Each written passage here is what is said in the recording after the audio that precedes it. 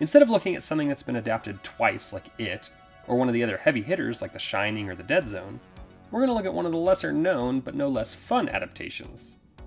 Silver Bullet may be a fun werewolf movie, but its adaptation and what the novella originally started as is a fun story. Look for the man with the missing eye as we find out what the happened to this adaptation. The Bible tells us not to fear the terror that creepeth by night, or that which flieth by noonday. And yet we do. We do. Silver Bullet is the 1985 adaptation of Cycle of the Werewolf, a novella written by Stephen King that came out in 1983.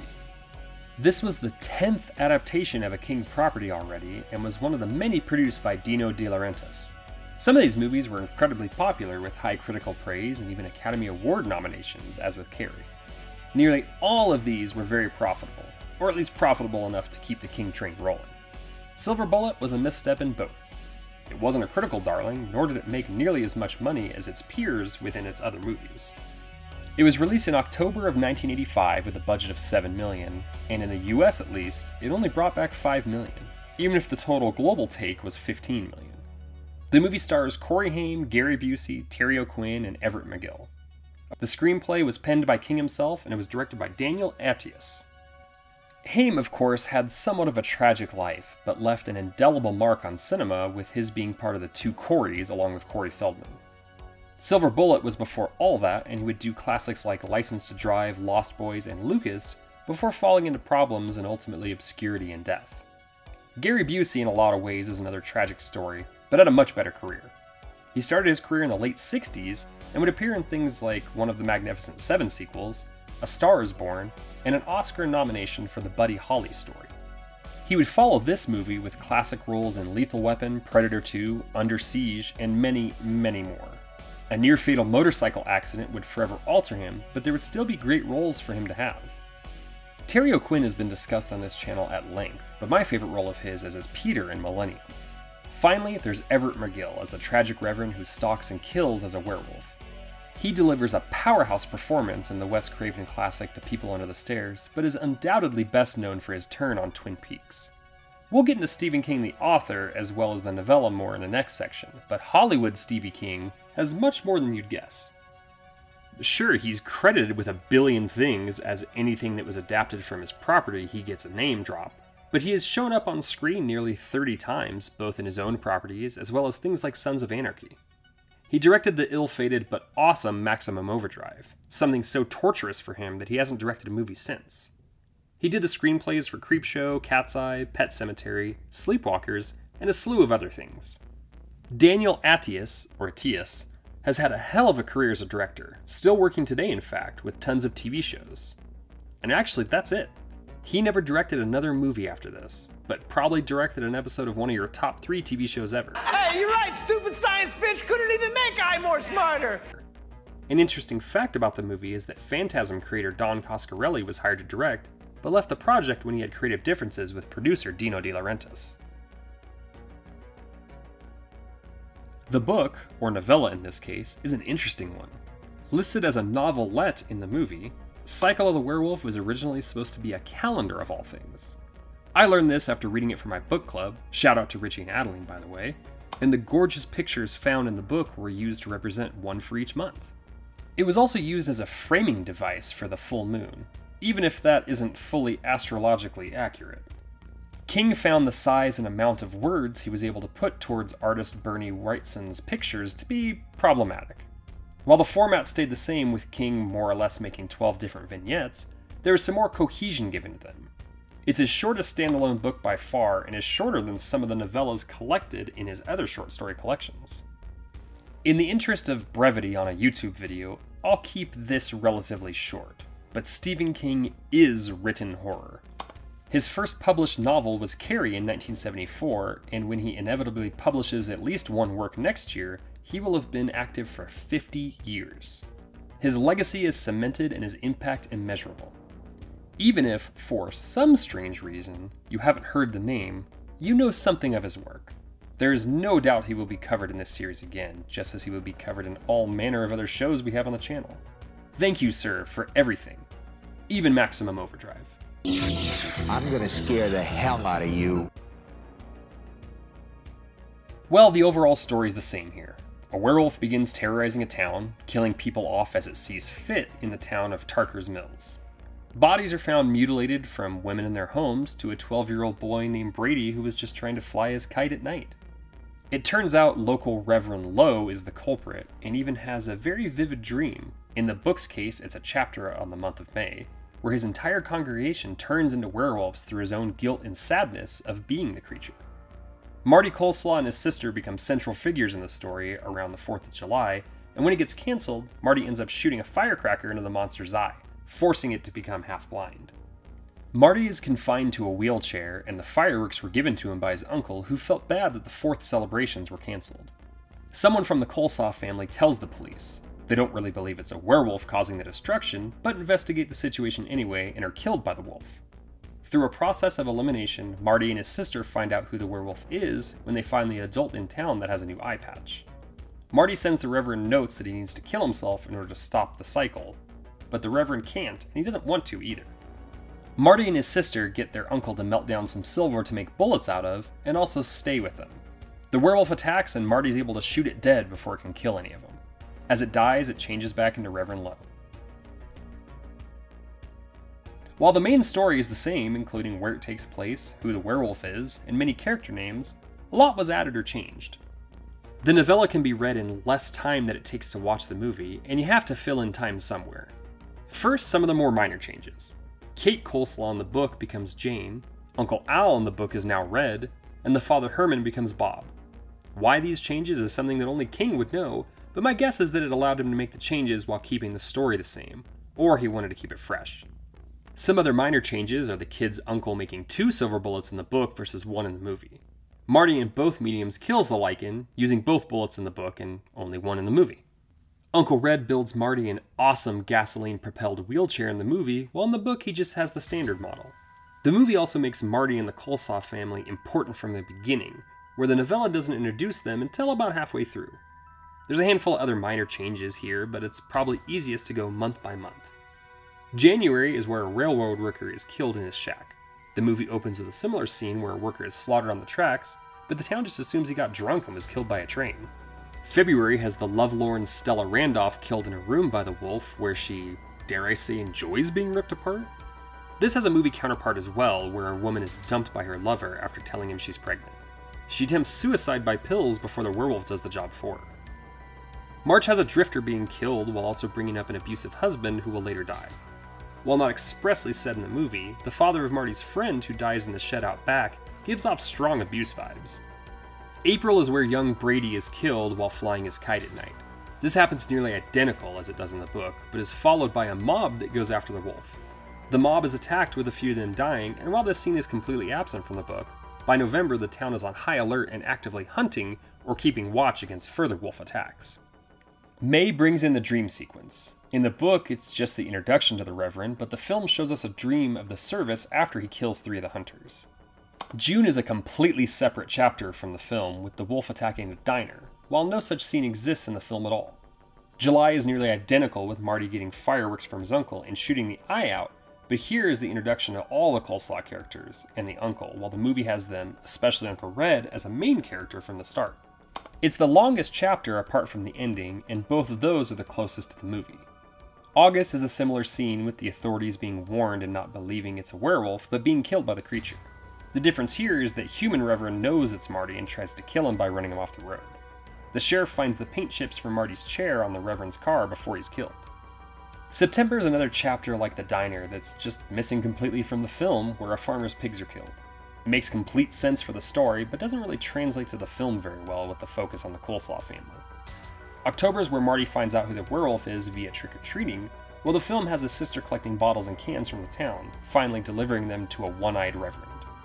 November deals with the Reverend getting the notes to tell him to end it all, with a final one signed by young Marty, which is how Lowe finds out near the end. He also finally kills the abusive husband the book has discussed a few times.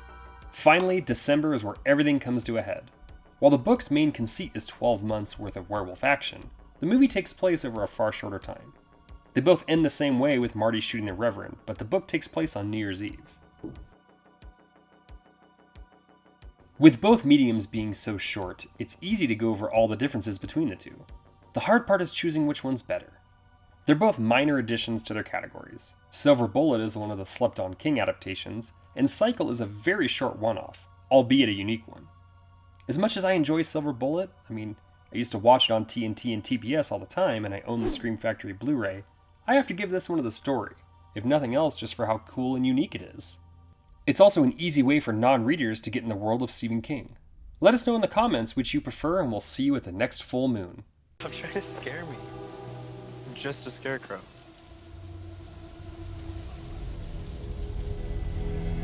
Campfire tales, town legends, ghost stories, whatever you want to call them, they exist as a way to tell tales from one generation to the next. They can be told at summer camp, at sleepovers, or by Grandpa when he's had a little extra J&B and is feeling squirrely. They can be urban legends, embellished stories based in fact, or even just a made-up tale to elicit fright from us listeners. For certain generations, the stories of Alvin Schwartz accompanied by the illustrations of Stephen Gamble have terrified kids who stumbled upon them at the Scholastic Book Fair and given adults PTSD from the decade they were originally published, all the way through reprints today. In 2019, after a bit of time in the oven developing, we got a silver screen adaptation, at least in spirit, no pun intended. Turn the lights down as we find out what happened to scary stories to tell in the dark. Stories hurt. If we repeat them often enough, they become real. They make us who we are. This I learned on the very last autumn of our childhood. Why it took so long for a studio to take a chance on making something out of these 3 books is beyond me, but in 2013, CBS Films was able to secure the rights to the books directly from its author and began working on a feature film. A year later, it was announced that John August was attached to write the screenplay. While August may not have an instantly recognizable name to most, he wrote things like Go and the Charlie's Angels movies before going on to a long partnership with Tim Burton, starting with the script for 2003's Big Fish. He would write an additional 4 movies for our favorite adult emo kid between 2005 and 2012, and would ultimately be replaced by a lot of different writers. In 2016, Guillermo del Toro was announced as being involved, and everyone went wild. The hope and assumption was that he would write and direct, but he ended up being a producer and received some story credit on the final product. The screenwriting brothers of Dan and Kevin Hageman started out by touching up August's script, but ended up receiving sole writing credit for the movie. With Del Toro not being the director, Andre Overdahl was tapped, and production was on its way in 2018. The brothers had already quite the resume under their belts with crafting the story for Hotel Transylvania and then helping to build, pun very much intended, the Lego Movie empire with the Lego Movie and Lego Ninjago the movie and TV series. Since this movie, they've worked on The Croods, Star Trek Prodigy, and re-teamed with Del Toro on his Trollhunters universe. Overdahl burst into the movie scene with Trollhunter in 2010, which is a wonderful, almost documentary, and then made the sneaky good Autopsy of Jane Doe with Brian Cox and Emile Hirsch. After this, he made The Last Voyage of the Demeter and is on pace to give us Scary Stories to Tell in the Dark 2. The cast is filled up with mostly up-and-coming younger talent, with a few grizzled character actors thrown in. Zoe Colletti, Michael Garza, Austin Abrams, Gabriel Rush, and Austin Zadger play the main cast, and they've appeared in everything from Mythic Quest and the Hunger Games to Fear the Walking Dead and multiple Wes Anderson movies. Dean Norris is an amazing character actor who is probably now known best for his role in Breaking Bad, but he has 175 roles on his IMDb list. Gil Bellows has appeared in numerous TV shows and movies, but for me, he'll always be the guy from Shawshank that wanted to help Andy Dufresne. The movie eventually wrapped production, and Del Toro made it clear to the fans that it wouldn't be an anthology film. Quote, "When we started talking about this about 5 years ago, I had to think about it. Anthology films are always as bad as the worst story in them, but they're never as good as their best story. I remembered in Pan's Labyrinth, I created a book called The Book of Crossroads. I thought it would be great if we had a book that reads you, and then it writes what you're most afraid of. Then the theme became the stories we tell each other. The movie would release on August 9th, 2019, and would make $104 million on its $28 million budget, with both critics and audiences loving it, and the film would even get nominated for 2 Saturn Awards. The book, or in this case books, Scary Stories to Tell in the Dark was written by Alvin Schwartz and illustrated by Stephen Gamble. Much of it was based on folklore and other superstitions, and Schwartz would do extensive research before completing each short story. All 3 books are collections of short stories that were released in 1981, 1984, and 1991. He took more than a year to write each collection, as his research was extensive, and he pulled from all manner of regional tales, as well as the famous works from Shakespeare, T.S. Eliot, and even Mark Twain. The stories have been loved since their release, and have been re-released multiple times for that matter. You can now get all 3 books in one collection. In 2011, a new release of the books brought with it new artwork that was, well, received less than spectacularly, but ultimately the books have sold over 11 million copies. Artist Stephen Gamble has over 70 books that he's worked on, but will forever be known for his charcoal nightmares. Alvin Schwartz passed away just a year after the 3rd short story collection. While he had far fewer works than his collaborator artist, younger kids might also remember his In a Dark, Dark Room book that is almost as iconic. Well, to the film's credit, they took many of the main protagonists' fears directly from the stories. The Big Toe, Harold, the Pale Lady from The Dream, the Red Spot, and then ideas from Haunted House and Mitai Dodie Walker are all represented and represented well. Mitai Dodie Walker. Harold the Scarecrow looks almost exactly as he does in the short story and behaves similarly. A character abuses him and Harold finds that he has had enough, so he takes his revenge by eerily appearing where he shouldn't be before striking. The Pale Lady also looks exactly as she does in the short story The Dream, and even appears in a dream-like endless hallway while stalking Chuck, and even the Pale Lady is specifically from his nightmares. The Red Spot happens almost exactly as it's told in the story, with Ruth having a spider bite that leads to it bursting with tons of baby spiders. The short story is little more than a paragraph, and this encapsulates everything about it that is frightening. The Big Toe follows pretty closely, with the Big Toe being put into a soup, and then the owner of said Big Toe coming back to collect. While the words the creature asks are slightly different, some of the story is taken verbatim from the book, like when the boy assumes that the monster will never find him. Mitai Dodie Walker features a couple of aspects of the story, like a dog trying to warn and interact with a human on the danger that's coming, and ultimately a head falling down a chimney. At the end of the day, the thing that is most consistent through both the collection of stories and the movie is feel. The colors and the way the movie is shot feels like the disturbing drawings have come to life and jumped onto the screen. As I said before, I really believe this has to do with Guillermo del Toro's involvement. There are nearly 80 stories total across the 3 volumes, and the ones they picked, they did a great job bringing them to life. While the movie screams anthology bait, particularly as these stories are just very small self-contained vignettes, as I mentioned earlier, Del Toro resisted the urge to make it one. They gave the book more purpose and had it exist in real time with our characters. There's also an actual story that connects everything together in a similar fashion to the wraparound story that exists in all anthology movies. Sarah Bellows is the author of many of the stories before hanging herself after being accused of witchcraft. Our 4 main characters start investigating the book as it starts to write its own stories that end up terrorizing them and ultimately capturing some of them. It goes back to Del Toro's idea of the book knowing what scares them and writing it out before executing it. Along those lines mentioned, all the stories are expanded upon greatly or changed to fit the overall narrative.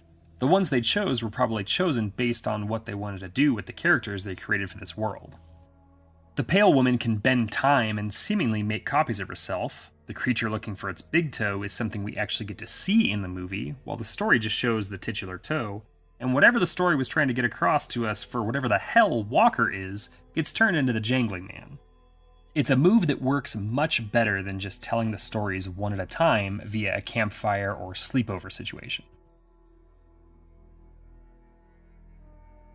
The legacy of this property is pretty obvious. The movie from 2019 was a surprise hit that has a sequel currently getting worked on with the same creative team behind the first one.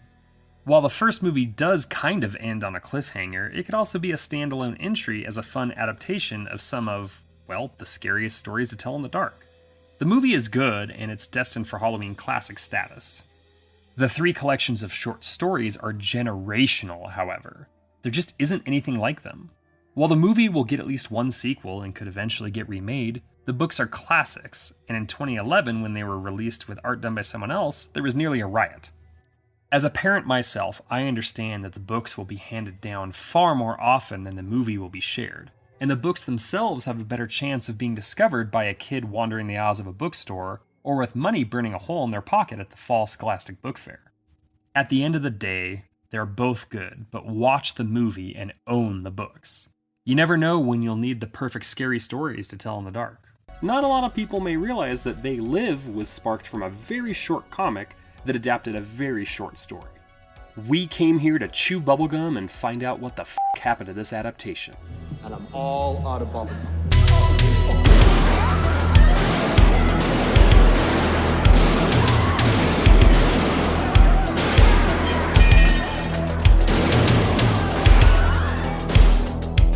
While John Carpenter started to make a name for himself in the 70s with his student film Dark Star, seminal slasher Halloween, and the Western-inspired Assault on Precinct 13, the 80s was his decade.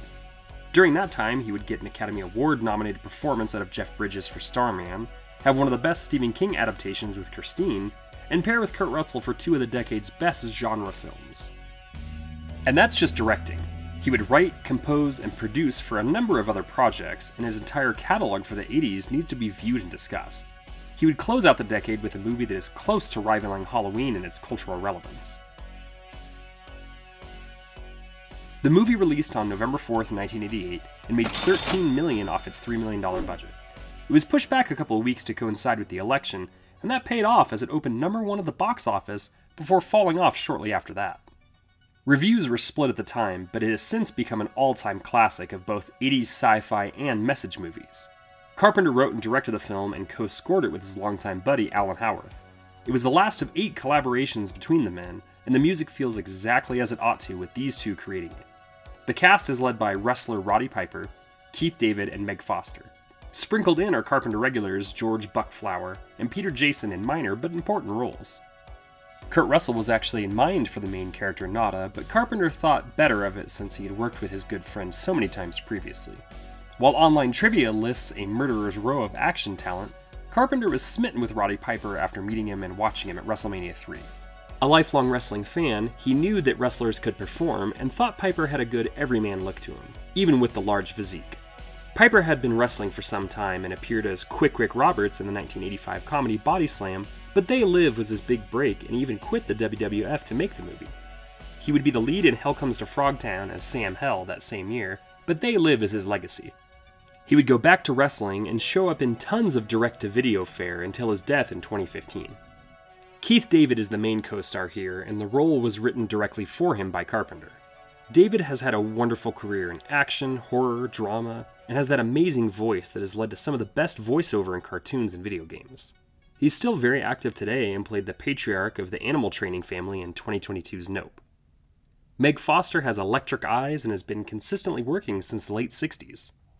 Masters of the Universe, The Osterman Weekend, Leviathan, Stepfather 2, and most of the recent Rob Zombie movies all have her in some capacity. She was a mainstay on TV for the first few decades of her career, and she still finds time for episodes here and there. 8 O'Clock in the Morning is a very short story written by Ray Faraday Nelson and first published in 1963 for the November issue of the Magazine of Fantasy and Science Fiction. You all thought that Children of the Corn was a tiny story to adapt. This one makes it look like it in comparison. It's a whopping 1,800 words. The script for the video you are watching about the story has more words than that. It will take you longer to watch the greatest fight in cinema history between Keith David and Roddy Piper than to read that story. Bill Ray would then turn the short story into a very brief comic called Nada in 1986. While they're nearly identical, it was the comic that inspired the big nerd of all trades Carpenter. Nelson was born in October of 1931 and got his start as a cartoonist for various science fiction publications.